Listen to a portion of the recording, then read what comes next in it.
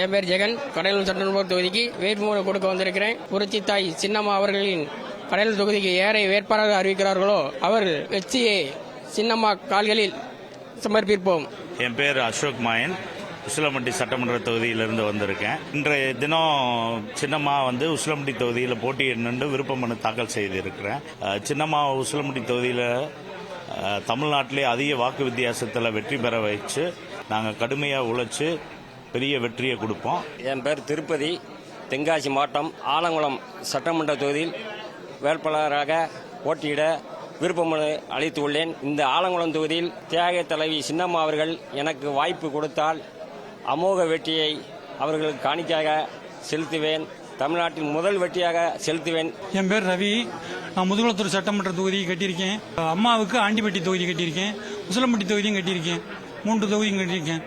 நான் எந்த தொகுதிக்கு சொன்னாலும் தமிழ்நாடு உள்ள அம்மாவுக்காக வேண்டிய உழைச்சி போய் வருவேன்.